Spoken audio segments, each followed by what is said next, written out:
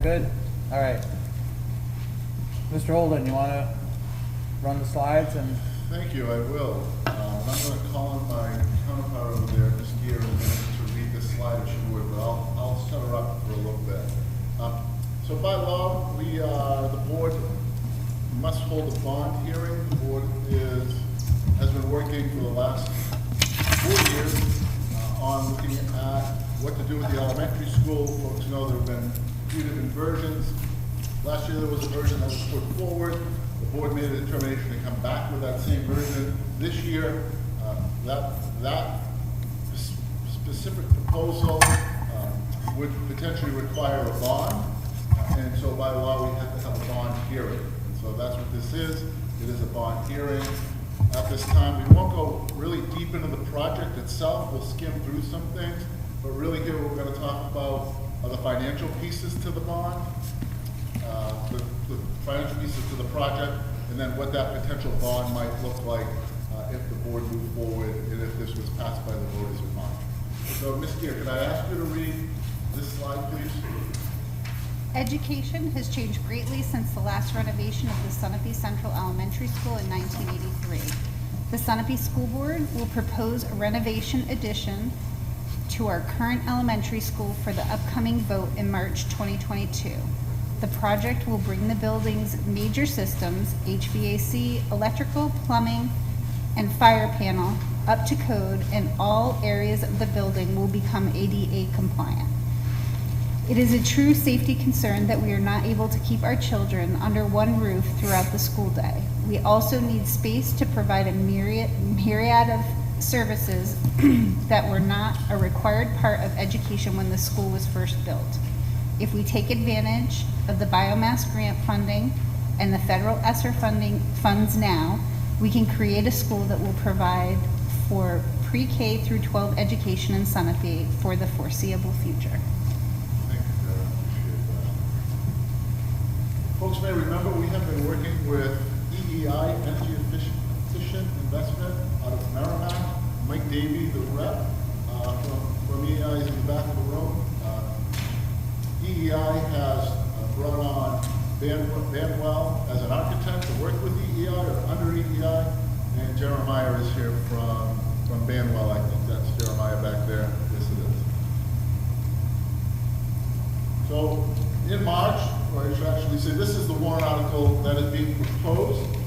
This warrant article, if approved by the school board tonight, will be brought in front of the legislative body, which is the public, at the deliberative session, to be heard at that point in time. If that is approved by the legislative body at the deliberative session, then it would make its way to the ballot and go in front of the voters in March. This warrant article is a long-term borrowing. It's for long-term borrowing. It asks for a gross budget of $10,833,507. This is designed for the construction, furnish and equipment renovation in addition to the Sunapee Central Elementary School and its associated buildings and grounds and facilities, as authorized to the insurance of $10,833,507 of bonds or notes in accordance with the provisions of the Municipal Finance Act, RSA Chapter 33, and authorizes the school board to issue and negotiate such bonds or notes and determine the date, maturities, interest rates, and other details of such bonds or notes, and to raise and appropriate an additional sum of $270,838 from taxation from debt service payment due on such bonds or notes during the 2022-2023 fiscal year, and authorizes the school board to accept on behalf of the district any federal, state, or private funds that become available with respect to the project. The estimated tax rate on this project is 18 cents. Again, we won't go into a lot of detail regarding the project itself tonight. There is a website that is up that you can find coming off our website, which is SAU 85. From SAU 85 on the banner, top banner, you will see a bettersces.org. On that website, you will find lots of information regarding this project. Folks today may have received a mailer that went home, went in your mailbox today, hopefully, for most people. There are also trifolds in the back of the room to give a lot more detail to this project. But the scope of this project, again, is the same project as last year. These issues have been in front of the town of Sunapee. We've been dealing with that elementary school since 1996 in the Brown report that was completed at that time. Those reports continue to come, whether it has been from EEI, and there were two other architects, and their names are escaping me at this time, I'm sorry. The project scope, looking at infrastructure deficiencies, fire and safety, ADA compliance, removing the portable classroom, the traffic flow, building security, replacement of a roof, improvement of energy efficiencies, and then a 12,000 square foot addition that adds 3 new classrooms. Again, if we remove the portable, we need to make sure we have other classrooms. Why now? And I'll hit on the financial end of this very quickly. If you were here at the 4:30 meeting, you heard me speak of some approved funds that we have received as a school district. One is from the New Hampshire Conservation Commission on the biomass, and that's a $270,000 grant that we received if we put a biomass plant. A biomass is a wood chip plant that will heat the elementary school and Sherburne Gym. If that goes in, we can put $270,000 towards that project. Also, we have ESSER money, and it's the Elementary Secondary School Relief Act. That money was given from the federal government. We have $527,931 of that money that can be put towards this project as well.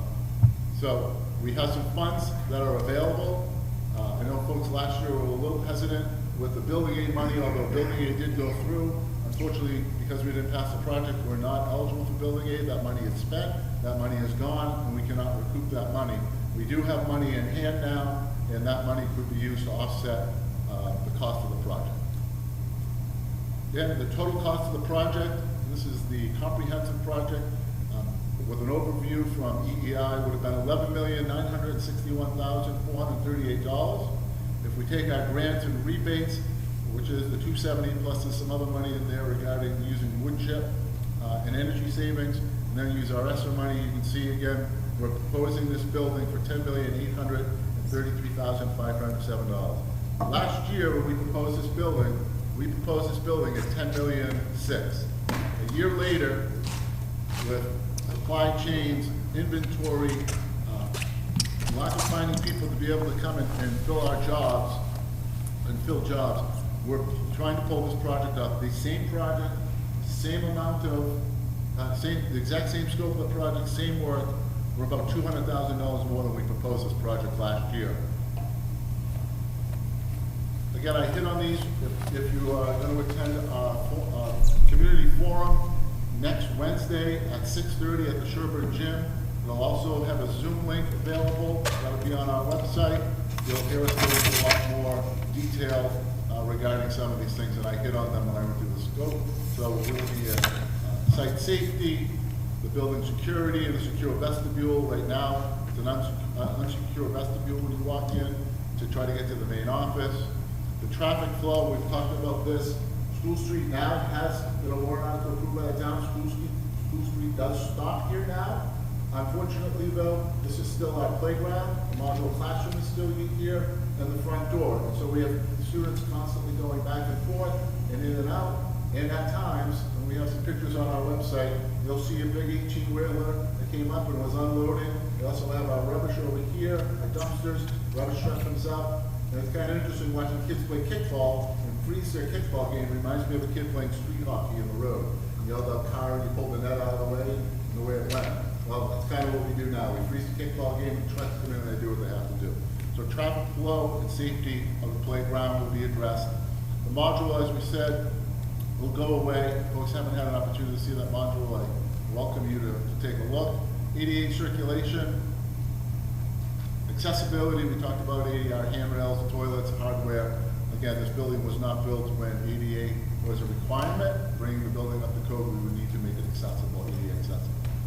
We have a lot of underutilized instructional space under stairwells, topper stairwells, small closets we've converted into other teaching spaces.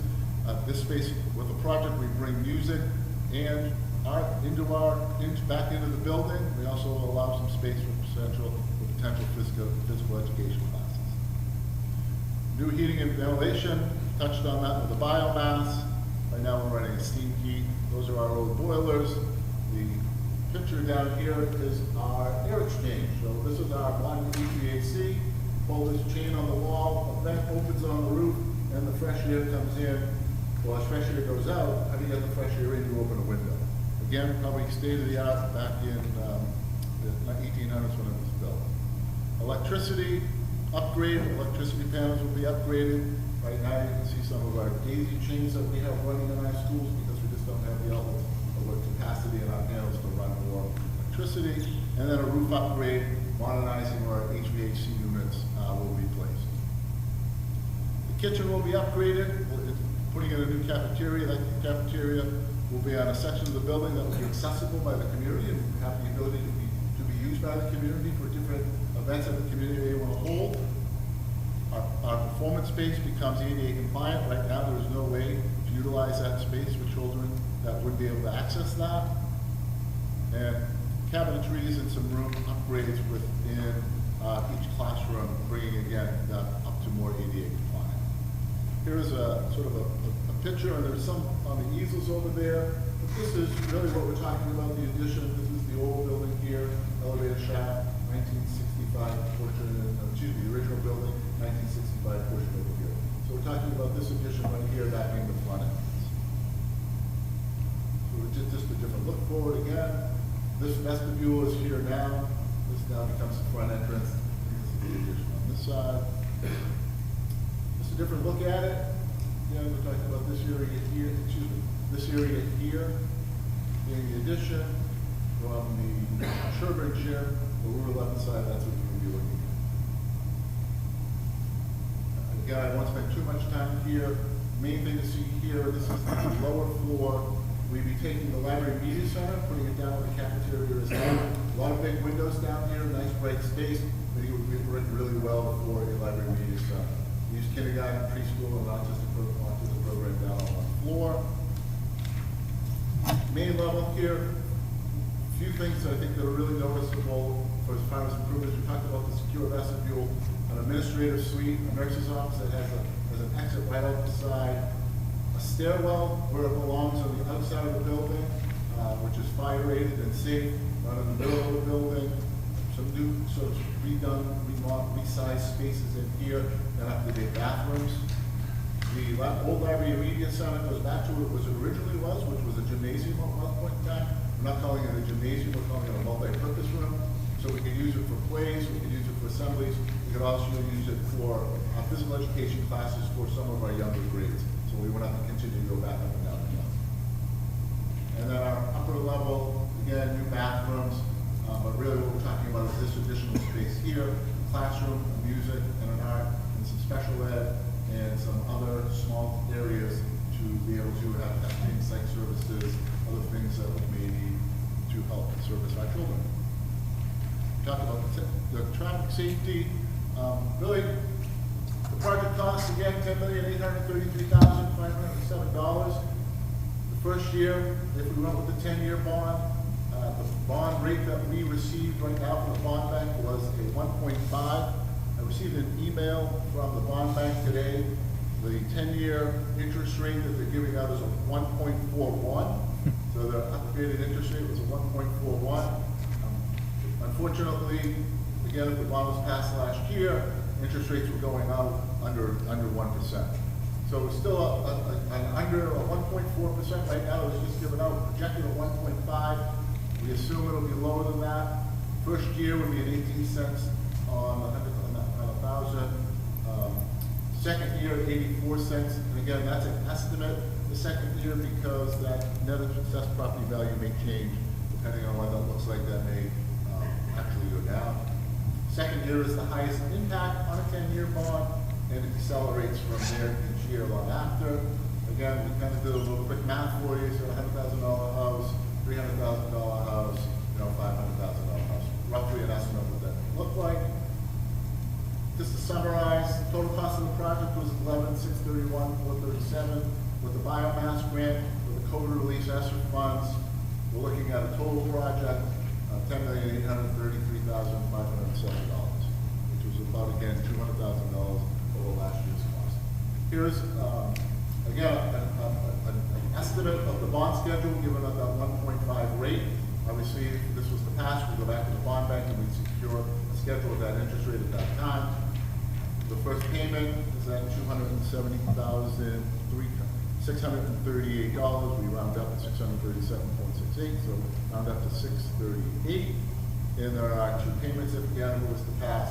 There'd be two payments a year, one in August and one in February of each year. And as you can see, it decelerates on the tax rate. So the end of this, it looks like it's a 74-cent hit on the proposed, on the tax rate. Again, that's on the net assessed property value as it sits today, not on what that may look like 10 years from now. That is it on the bond. Questions from the board or the public? And again, we'll dig a lot deeper into this at the forum, and we'll have Mike and Jeremiah do a little more presenting, and we'll give a little more color and flavor into some more of those, the scope of some of those projects we talked about that are being proposed. Okay, Andy, do you want to add anything? I'll hit every, Yeah. like there was. Pretty thorough. Yeah, very thorough. I think it's just a real blessing that we can bring this in at this cost, given the supply chain issues and the inflationary pressures we're all facing in our businesses and just life in general. And, you know, it's a travesty that our staff and our kids have to be in that building. The state of New Hampshire, the Department of Education has rated it as one of the worst buildings in the state. Safety, security, and adequate space. And the town needs to step up and do something about it. Yeah, this has been a long conversation. I've only been in town 6.5 years. This has been a 35-year conversation, but it's been a very active conversation for the last 4 or 5 years. And a lot of community feedback, a lot of questions, a lot of interest, a lot of suggestions have led to this plan. It's basically the same plan. That was 42 votes shy of the 60% needed for a bond in New Hampshire last year. So I definitely applaud the work of the Capital Improvements Subcommittee and administration to be able to refine things to be so close to the budget last year and leverage the ESSER funds, the unanticipated funds, and the biomass funding as well. So long conversation in a town that values education. I think this is a great plan to go forward, and appreciate all over the years all the energy and different people, some in attendance, that have worked really hard to try to ensure safe, modern, ADA compliant space for our students and our staff to work in. So I'm excited about it. I think it's a really good fit. It's a great project for the amount of money that we're spending and bringing it forward, you know, in 50 years. So I think, you know, from a taxpayer's perspective, you know, one thing that we hear is that we haven't listened to it. But, you know, the first year we looked at a very large project and it was obviously too much money for taxpayers to take it. So we came up with Plan B. Yeah. And Plan B is a really good project that gives us years of, Decades. yeah, you know, decades of healthy, you know, adequate space, Yep. safe environment. You know, a lot of people probably don't know in town, but I think it was 75 or 76 is when they moved up here, Russ. And my sister graduated from high school, and they were the last class moved the books from the library. That's great. And that was like their field day. But I mean, that was a high school. You know, that was everything, 1 through 12. We really haven't done. There was one renovation that I remember since. 83, they put the vestibule and the elevator on. Yeah, that's it. Back in 65. Yeah. And the classrooms basically look the same when I went. Yeah, a couple memories working on this. I ran for board, and Ed and I both ran. I ran specifically because when we moved to town, I was so shocked at the condition of the elementary school, and like, well, I want to help. So 2 of my favorite stories or experiences so far out of talking about this for hundreds of hours over the time with you and with folks at the Evans or at the Mountain. Josh Chow, our select board chair, telling the story. He tells a good story, and he tells it very consistently about when he was a student there those vents that Russ pointed out as the 1898 mechanical ventilation that was just opening the windows. He talks about reading when he was his favorite place to read so he could concentrate and that, so I'll let him tell that story. And then I got the most insight into the history here when we've had many forums over the years and different projects, and somebody got really aggravated. I think it was actually you and I sitting at the table, got really aggravated about, it's good enough for my kids, it's good enough for now. And then I didn't know later that his kids were in his mid-40s. So everyone's used to it in town, but that doesn't make it okay. And then when we got the report from the state inspection that we were one of the last known school in New Hampshire that doesn't have modern mechanical ventilation, setting aside COVID, just what happens during flu season, basic quality of life, quality of learning space. This is really interesting to me as a new resident to get yelled at because it was good for his boys and they're in their 40s. So everyone's used to it, and it just seems like a really good opportunity. We actually had a meeting in there a couple years ago. There was a life before COVID, and somebody very loudly complained about the quality of the place to have the meeting. Why are we meeting in here? We should meet in the library or in somewhere else. And but we have kids in there. Had them today. We're gonna have them in there tomorrow. So it's exciting to see all the fingerprints on this, and then importantly, as stewards of our tax dollars, the value in this one is significant. So I appreciate it. Anything you want to add? You want to let us know who you are, where you live? John Augustine, Stagecoach Road. I think it's unfair that you allocate 30 minutes for a public hearing and then take up a bunch of time with stories from 25 years ago. I think the time's better spent letting the public ask questions and get answers. So why don't you give us your opinion? I will. First, I'd like to thank the taxpayers. Without them, we wouldn't be here today. They paid for this building, they paid for this microphone, these tables, and all the salaries of the people that are here. So thank you to the taxpayers. All those of you who are in this room that are taxpayers should feel good about what you've done over the years. First, I'd like to say, every year prior to this, you've told us during these presentations that interest rates were as low as they're going to get, and we have to do it in that year because they won't get any lower. And that's been wrong every year. So I would encourage you this year not to make a prediction about what interest rates are going to be next year, because you've been wrong every prior year. You've also told us that we have to get the projects done in that year because the cost is going to increase so much dramatically in the following year. That doesn't seem to be accurate either. So I think we should just stick to the facts about what we know about this year and not try to predict what interest rates and costs are going to be in the future. But moving on, I'd just like to share some information. Between January 1st and December 31st of last year, there were 15 children born in the town of Sunapee. Again, Project that forward for 5 years, 6 years, that's your first grade class. Over 6 grades, kindergarten through 5, that'd be fewer than 100 students in the building in just 5 or 6 years' time. So my question is, when you talk about a 50-year plan, what's your projection for how many students are going to be in that space 5 years from now, 10 years from now, 15 years from now, given the birth rate that's going on in Sunapee and the reality of the real estate market, which makes it very, very hard for young families to buy a house and move into town. So how many students is your projection in that building 5 years from now and 10 years from now? John, our enrollments are all up on our website. They've been up there for a number of years now, but NESDAQ continues to project our enrollment as stable and then showing an increase over the next, I believe, 6 to 8. So it's stable for the next 3 to 4, and then starting to show an increase. So that's the best we can do, is look at a projection. I would also just say that a lot of folks may not be born in this town, but our preschool numbers show that a lot of people are moving to this town because we have preschool programs that have 25 plus and kids waiting to get into our preschool programs.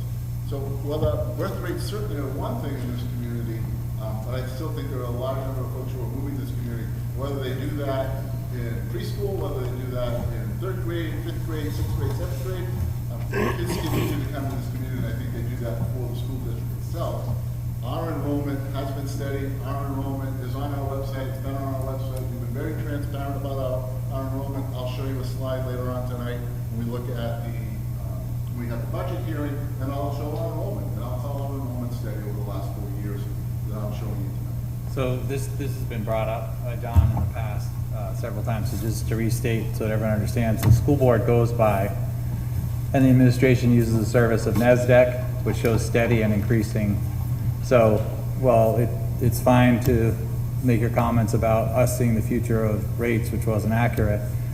Your projection on what the enrollment's gonna be is disconnected from what we have to work by with, which is NASDAQ, which considers real estate, population, and those things. And so we are working within, and it's on the site, and you can look at it. I want to give other people a chance to speak if you have anything else to say. I just had a follow-up question. You mentioned 25 students in preschool. What are the ages of those students? Are those all age 4, age 3? Is that multiple years of students? So between How many people make up the 25? 3 and 4 year olds, John. 3 years and 4 years old. So 25 divided by 2 would be 12 and 13. It's not a division of half. There's only so many spots that we can have in our preschool program. So we're only allowed to have, this carries 12. 12's in our program right now. We're running 2 programs, a morning and an afternoon. So with those, we are full. We have other students that would love to be in our program that we can't take. So we have maxed our preschool program. How we have applied for our preschool program in the state of New Hampshire to the Department of Ed, we are only allowed to take 24 students in that program. I understand, but if you took 40 students, for whatever reason you're able to do so, that would be 20 students per grade as they age into the elementary school. And if we took 50 students, that'd be 25, and 260, it'd be 30. So we're talking about projections. Again, we have projections online. You're more than welcome to look at them. Those projections show us continuing to be steady and a slight increase after 6 years. I would highly recommend that folks go to our website and check out our enrollment. It's right under the school board. There's a tab that says enrollment.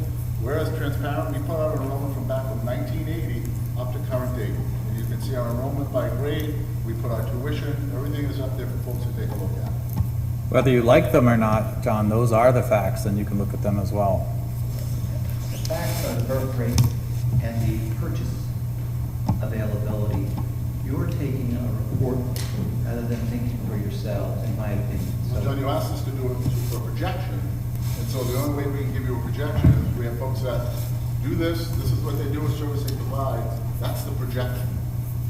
I don't think it's up to myself or the school board to do a projection. We have a service that does a projection. It does this across New England, has a reputation of doing it well.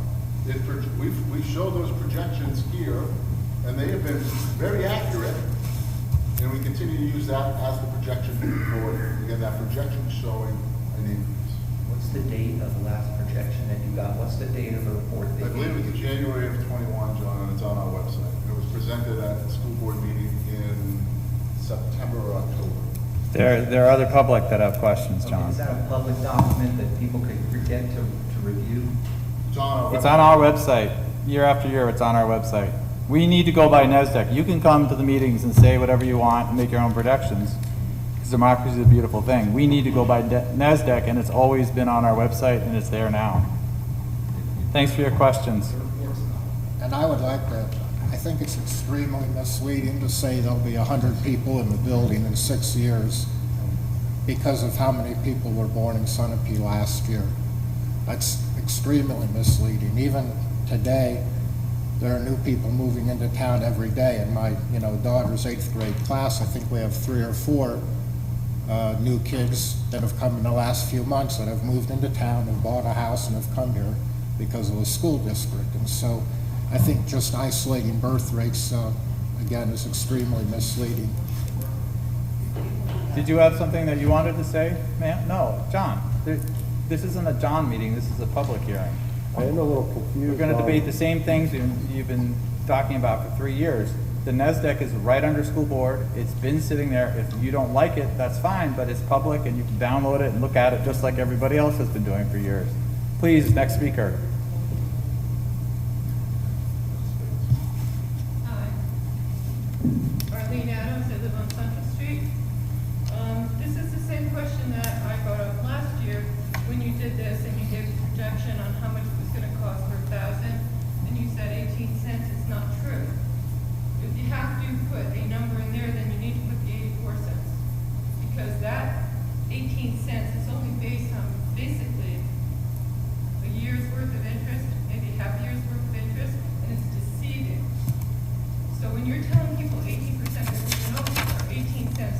deal, it is a big deal when that changes to 84 cents. And John is right in that you are pricing houses out of the market for people who are in the middle income can afford them, when you're gonna increase it that much. The other thing is, why did you choose a 10-year bond? There are other terms available, 20 years, 15 years. We can I'm just waiting certainly- if you'd like an answer, you can have other questions. Can't hear you. I was just waiting to see if you were done or you had other questions. I have other questions, but I. Oh, you like some okay, I just didn't want to interrupt you, that's all. So Greg, I can have you help me on, this is Greg, our bond attorney.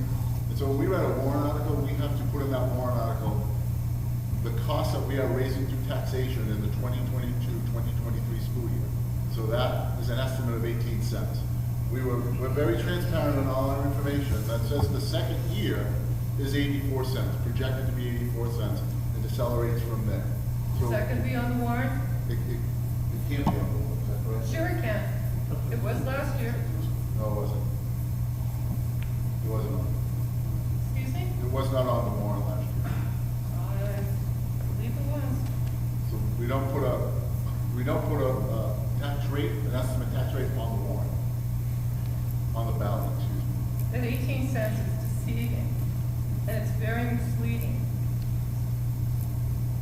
Because that is not the true cost of what this is gonna be. It's reflected as the first year cost, and the second year, which is noted as the highest of the total And payment. do you think people understand that? Do you think that they know that it's only maybe a partial year's worth of interest? I don't think so.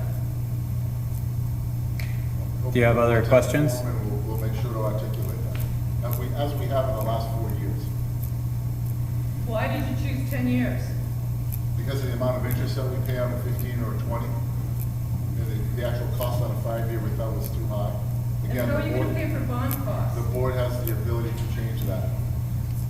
Well, it might be more palatable if you did a 15 or a 20 year. Since the life of the renovations is gonna be more than 10 years. It's projected in 50 years. Do you have other questions or comments? Yeah, since they're not being answered.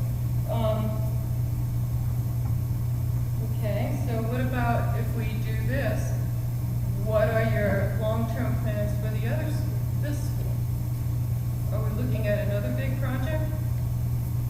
Long-term in this building is gonna be the known boilers that are towards end of life, but depending on what that project could look like, that's not something that's imminent for the short term. This building is in pretty good shape. There's some HVAC work, boilers, but that's not something that's critical for safety standard failures at our elementary school. So you're not gonna come back and tell us you have to change the HVAC system in this building? We're not focusing on this building, we're focusing on the elementary school. I appreciate the inquiries into the future, but we can only go by what the facts are, and this is the plan for, Yeah, people will get complacent thinking, okay, now we're done, we did what they said, and then you hit them the next year with another big project. each of us can only speak for ourselves with one vote in the booth. Each of us can interpret it however we wish. How are you going to pay for the bond costs? You don't talk about that at all, and bond costs are fairly substantial. Not sure what you mean by bond costs. The lawyers, Our lawyer's here, it's in our budget. It's in our- excuse me? Our lawyer is here and it's paid for in our current budget. So you think you have enough money in the budget to cover legal expense? Yes, Yes. Okay, thank you. other voices from the public? Questions we can answer? Just because there were some rapid fire questions, I want to make sure we stay up with that. Obviously, there are some issues that we'll need to address in this building. We've identified some of those issues, whether that's through HVAC, whether that's through our boilers. We talked about potentially applying for another biomass grant if we really like what's going on down at the elementary Right. school, putting a biomass plant up here. We need to continue to upgrade and maintain our facilities.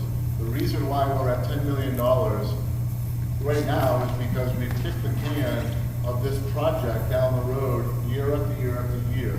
The project, the deficiencies in the elementary school were identified in 1996, again in 83, again in 96, again in 2006 or 2005. The same deficiencies have been identified over and over and over again, and we have chosen, the town has chosen, not to pass a bond or not to address some of those major issues. We have done the best we can on keeping our systems up to speed and running and functioning. Boilers are at the end of life, they need to be replaced. We can certainly go out and spend $100,000 to replace boilers and put them in old, either propane or oil boilers, but the building needs more than that. And so it's an opportunity for $10.8 million to address the needs of that facility that have been neglected by the voters in this community. And now we're at a point where we have to spend some money to keep them upgraded. We continue to do the same in this building. We try to keep it upgraded. We put new HVAC units on the roof last year on a capital improvement account. We continue to utilize those accounts. We continue to put money back into this facility, as that's your responsibility as a board and part of your strategic plan and one of your long-standing strategic plan goals as facilities. I just wanted to make sure I addressed that. And then the last piece that I heard, we proposed last year an interest rate, and received an interest rate of 2.0. That interest rate came in at 0.95. When that interest rates were given out in June, they came in at 0.95. We're projecting a 1.5. That's what we were told. They just went out today at a 1.4. So we're assuming that if we can get this passed, we might be as high as 1.5. We don't think we'll be over, but certainly we're projecting that, and we projected right. And our interest rates that we're getting, to hopefully pass them, and they've been lower. If we had passed the bond, that interest rate would have been lower than we projected on all three occasions, actually. Right. You can only project what bond bank gives. Yeah, right. Can't make it up. I can't ask them to give you a 1% and it comes in at 1.4 when we go to cash the bond, and now I'm looking for more money that I did raise or appropriate. And one other comment, I guess, was made about you were incorrect about construction costs going up. The reason that we held the project so close to last year was because the grants were received. Otherwise, it'd be another $770,000 added to the project. So that's almost $1 million more if you add in the $200,000 that came in higher than last year. So construction costs did go up, and it will go up again. That's the way it is.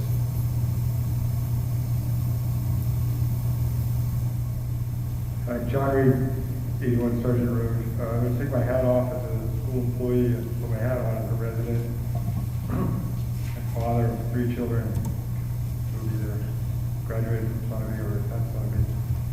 I'm looking on the town website at last year's voting results, and I don't see anything about tax rates in here. There's just numbers that we voted on for the gross budget. And it also talks about to also raise the $265,000 for debt service on the first year. So it's not on the voting from last year. Thank you. Thanks. Other voices? We're running over time, but this is important, and we'll take the time that we need. Anything? All right. All right, so we will close this at 5:39 and take 2 minutes to switch gears, and we'll start up the next one.